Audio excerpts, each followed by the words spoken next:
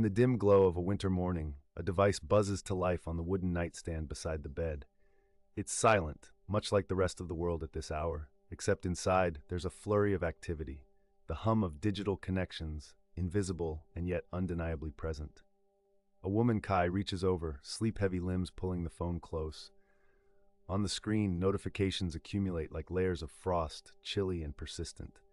And in that quiet moment, a flicker of unease sets in. How this device, seemingly innocuous, holds more than just agendas and text chains, but whispers of her movements, unseen observers shadowing her every step. Mobile phones are ubiquitous, small glowing rectangles woven into the fabric of daily life. Yet beneath their familiar veneer lies a contract, not in ink, but in code and data strings, a custody of digital oversight, tracking our every virtual and physical move. It's an unseen covenant that few read, but everyone agrees to, unknowingly. This brings us to a fundamental question. Who or what controls the stream of data that flows from the fingertips of millions across the world, turning private life into a public domain? Across bustling streets in Liverpool, in the shadow of London bridges, and through the calm expanse of Norfolk, something peculiar unfolds. These places resonate as coordinates in virtual maps, representing routines that don't exist for those tagged by their digital footprints. Kai hasn't set foot in these cities. Instead, she's nestled in the north of Ireland. Yet her phone, that loyal companion, places her there. It paints a picture, a narrative of presence in these bustling streets that have never felt the tread of her shoes. From her abode in Ireland, her digital self gallivants across cities because of an unseen operator with administrative reach, an algorithmic puppeteer.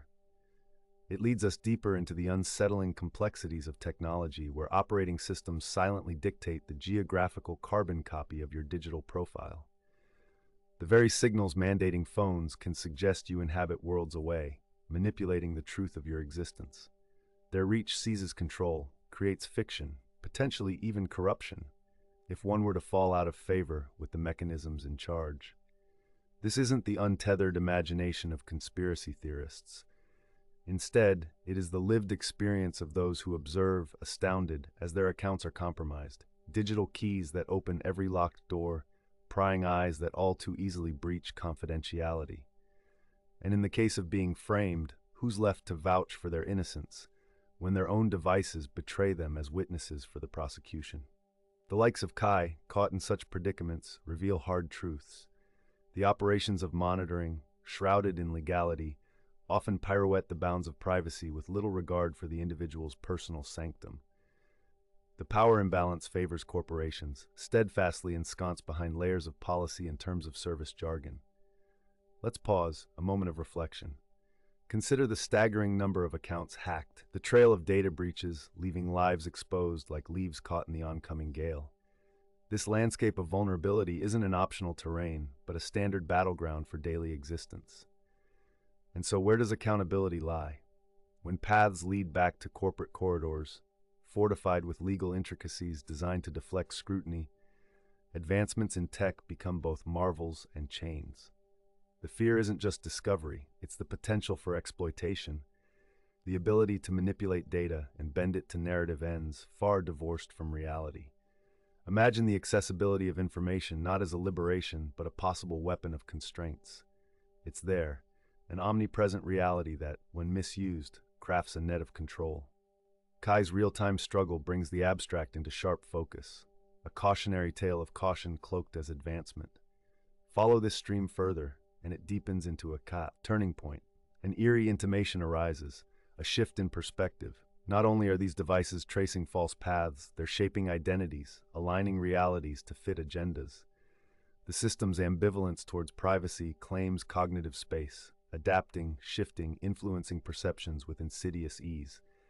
We can't opt out of technology nor revert to its origins of simplicity. Instead, we're left to confront it. Every visible move mirrors an invisible trail. Every communication, every upload embeds into the collective data matrix of existence.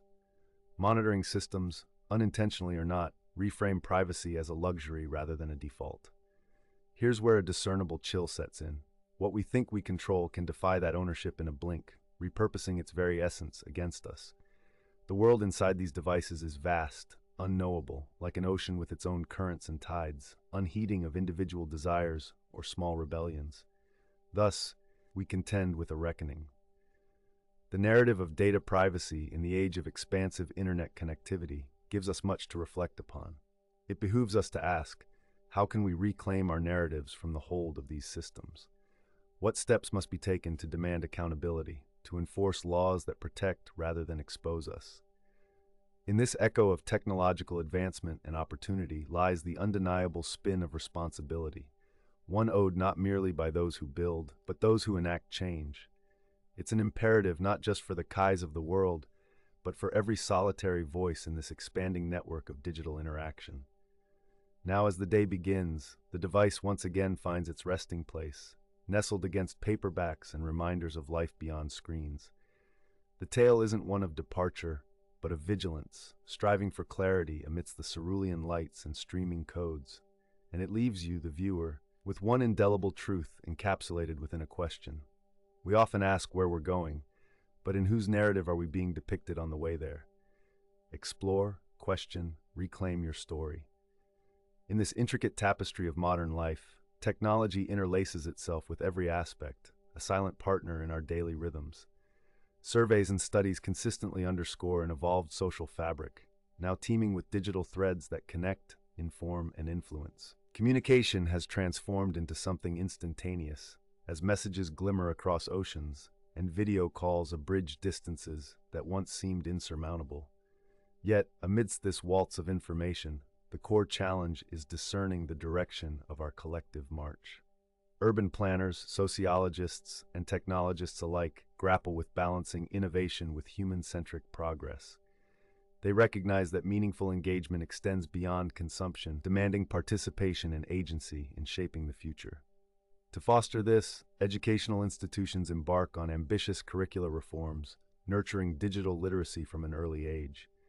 Students learn not just to navigate, but also to question digital constructs. Librarians and community leaders advocate for fact-checking as much as for reading, impressed upon minds as a skill not to be overlooked. Workshops and seminars increasingly emphasize discernment in navigating this untamed digital wilderness. Meanwhile, the environment clamors for a seat at the table. Sustainability dialogues linger not only on eco-conscious products, but also on the ethical minutiae of data-centered energy consumption. Ethical tech pioneers urge for a paradigm shift towards sustainable coding practices and the responsible disposal of e-waste, urging each node in the network to render a cleaner, greener world.